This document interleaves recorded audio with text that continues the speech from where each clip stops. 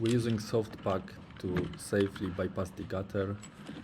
We cannot touch the gutter. Soft back needs to be solid inside. You can use barrel, plastic barrel, or soft back. Put rope protector. You're putting soft back on the safety line because when your main line snaps, you will hang on the safety device anyway. You always have to put rope protector over the soft back or safety barrel. Position yours. I'm using here claw fit, but you can use shunt to adjust soft back. Soft back, you can see I've got my weight on the soft back and it's not squeezing. That's because I've put a lot of force to put stuff inside the bag.